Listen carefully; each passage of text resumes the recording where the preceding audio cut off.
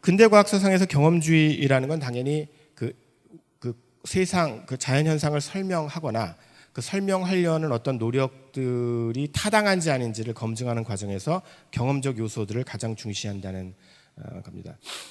실제로 그 이제 뭐 많지는 않지만 굉장히 그 인문학이나 이런 걸 좀 이렇게 평가절하하시는 과학자나 공학자분들은 그 인문학 그거는 그냥 각자 생각을 그냥 얘기 말로 하는 사람들 아니에요. 우리는 실험을 해보거나 이렇게 경험을 하는데 그거에 입각해서 얘기하니까 누가 맞고 틀린지를 분명히 알 수 있는데 인문학은 뭐 A도 얘기할 수 있고 B도 얘기할 수 있고 그 얘기가 그 얘기 같고 뭐 그런 거 아니냐고 말씀을 하시는 경우가 있는데 사실은 그 생각 자체는 근대과학 사상의 차원에 입각해서 봤어도 맞지는 않습니다. 그러니까 그 경험을 중시한다는 말이 경험에 의해서 모든 것들이 해결된다는 말이 아니라 실제로는 일단은 그 전 세대 과학자들에 의해서 축적된 과학 지식이 배경 이론으로서 과학 연구에 투입이 되고 그 배경 이론을 가지고서 경험을 중시하면서 그 배경 이론의 문제점도 좀 교정하고 이렇게 상당히 그 변증법적으로 상호작용을 통해서 경험과 이론 사이에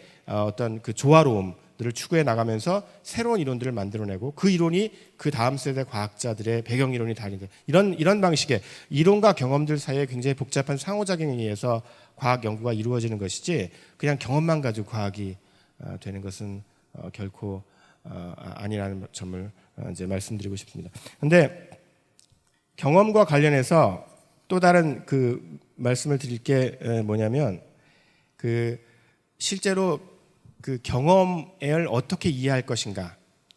자연에 나가서 야생 관찰하거나 채집 활동을 하는 경우도 있지만 많은 경우에는 그런 관찰 결과들이 수많은 인과적 요인들이 섞여 있기 때문에 그것 자체가 의미를 준다기보다는 거기서부터 영감을 얻어서 이런 특징들이 좀 보이는 거야. 그러면 이 주제를 연구해 봐야겠다. 그리고 그 다음부터는 다시 또 수많은 다른 인과관계들을 통제하거나 그것들을 없애거나 가능하면 쉽지 않은 일인데 그리고 몇 가지 한두 가지 인과관계들을 아주 집중적으로 탐색하는 그런 실험실 연구가 대부분입니다.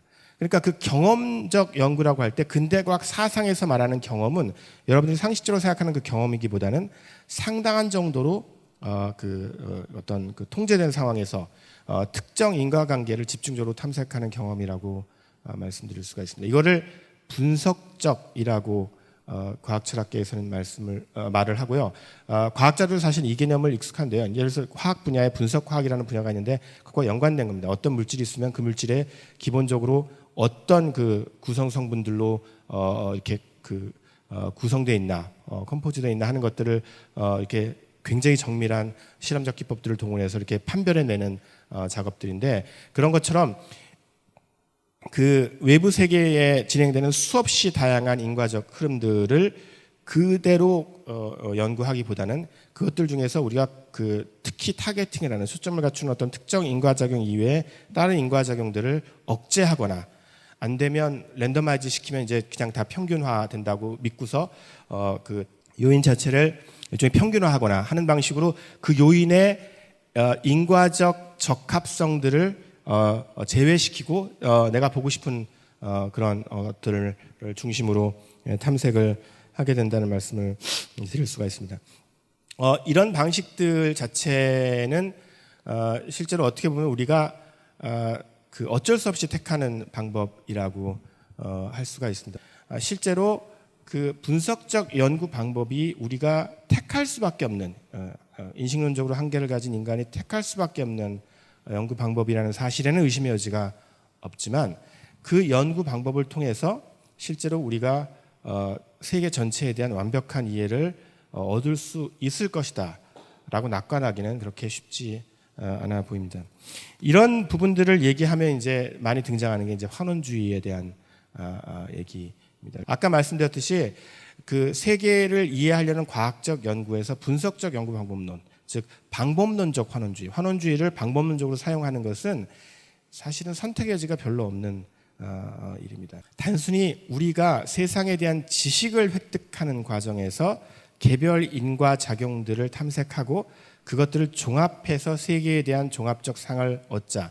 이게 이제 인식론적 환원주의라고 할 수 있죠. 어쨌든 그런 방향으로 노력해보자라는 인식론적 환원주의까지는 사실은 과학자들에게는 어떻게 보면은 자연스러운 태도입니다. 과학 방법론으로서 지향점으로서 인식론적 환원주의까지는 저는 큰 문제가 없다고 생각합니다. 그런데 그거보다 훨씬 더 강력한 형태가 이제 라플라스에 의해서 준주론적 환원주의, 특히 이제 법칙 지배적인 세계관으로 이제 발전이 되면서 그것이 이제 전반적으로 근대 과학 사상을 특징짓는다고 할 수가 있겠는데요. 그러면 이 법칙 지배적 세계관이 얼마만큼 타당한가에 대한 평가를 조금 하고서 그 다음 주제로 넘어갈 필요가 있어 봅니다. 여기서부터는 사실은 굉장히 논쟁적입니다. 제가 약간 의아하게 생각하는 것은 그것에 대한 그런 엄청난 좋은 경험적 근거가 존재한다는 사실로부터 법칙 지배적 세계관이나 존재론적 환원주의를 옹호하는 것은 불가능하다는 점을 왜 인식을 잘 못하는지 모르겠어요. 왜냐하면 과학 연구가 그런 방식으로 이루어지지 않거든요. 과학 연구는 항상 특정 토픽 중심으로 이루어지기 때문에 그래서 실제로 그런 존재론적 환원이 가능하리라는 기대는 할 수 있고 그 다음에 그게 가능할 수도 있겠다는 방증 경험 자료는 있지만 실제로 그런 환원을 해본 것을 제가 뭐 과문했을 수도 있겠지만 저도 열심히 많이 찾아봤는데 한 번도 본 적이 없습니다. 항상 모델링이에요. 요것들에서 이런 특징들을 제거하고 이것만 보면 결국은 세포의 이런 작용들을 설명할 수 있다. 세포의 이런 것들을 모델링해서 이렇게 보면 그 다음 단계 특징들이 좀 나온다. 이렇게 우리가 이해하고 조절하고 그다음에 파악할 수 있는 수준의 모델들이지 실제로 정말로 우리가 블록을 쌓는 것처럼 하나하나 차곡차곡 쌓아가지고 예를 들어서 인간까지 오는 그런 일을 그런 경험적 증거를 본 적이 없습니다. 그 연구가 가치 없다고 말씀드린 건 아닙니다. 그런 연구를 해야 될 그런 충분한 이론적 이유도 존재하고 굉장히 사실은 그 의미 있는 결과도 굉장히 많이 나오고 있습니다. 중요한 건 그것이 현대 과학 연구가 궁극적으로 추구해야 될 혹은 현대 과학 연구가 그런 식으로 합쳐져야 될 그런 연구라는 생각은 정당화가 쉽지 않을 거라고 생각을 합니다.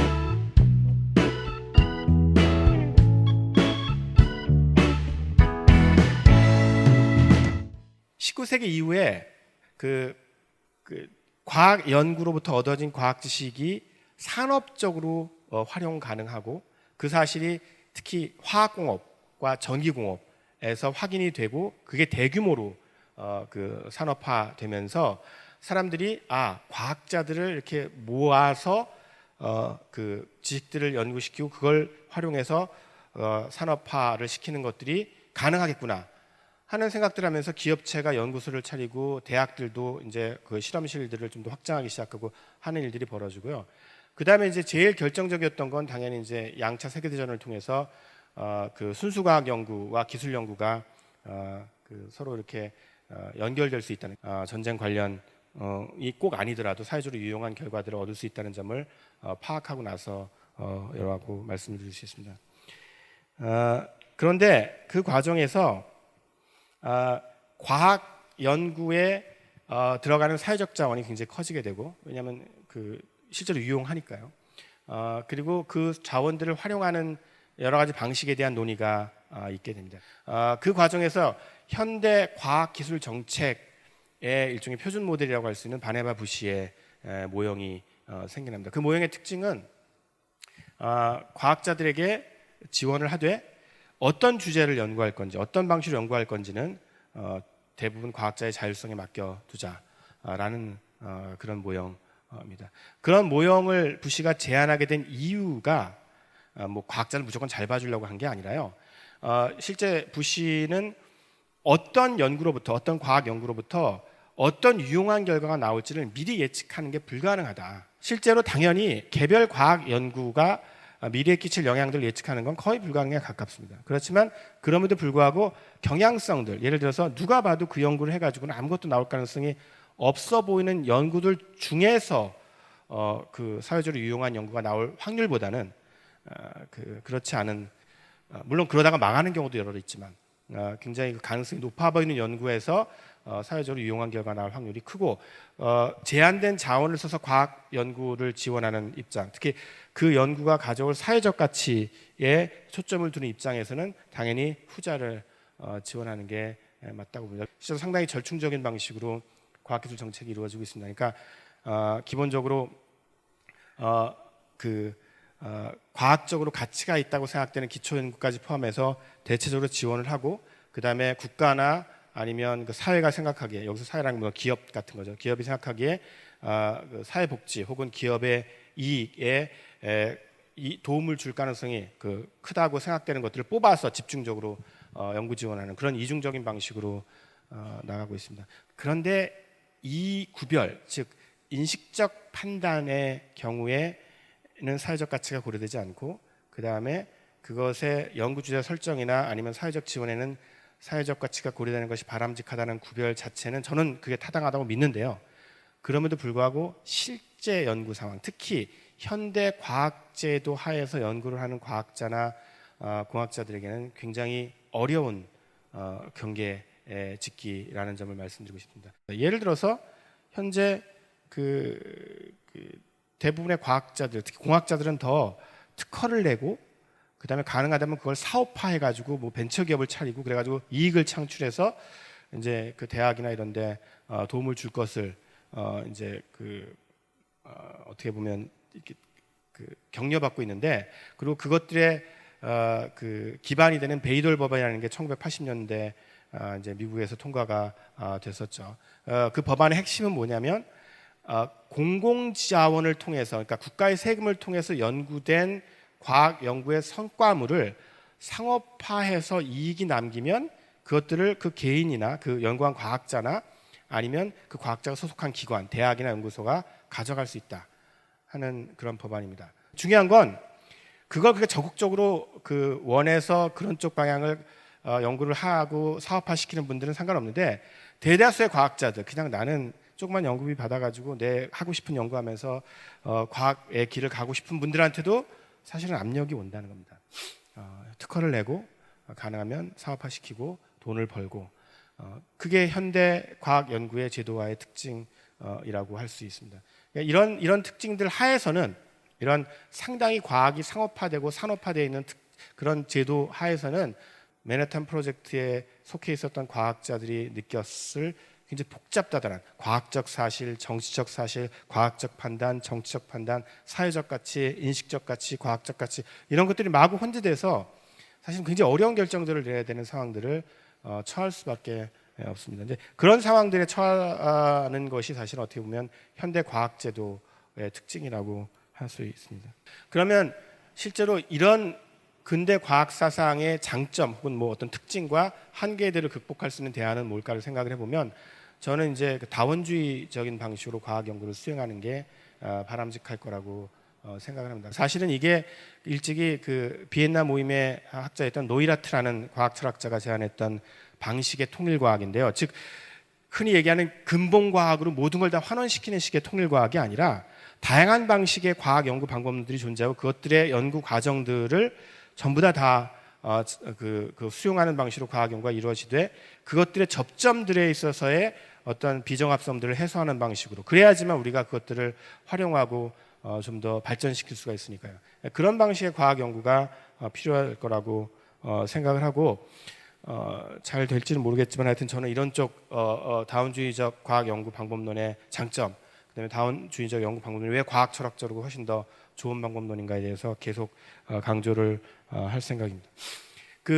현대과학 제도화와 관련해서는 사실 문제가 좀 더 심각한 것 같습니다. 실제로 과학 연구의 상업화가 과학 지식의 축적 자체를 훼손할 정도로 굉장히 심각하게 해를 끼치고 있다는 겁니다.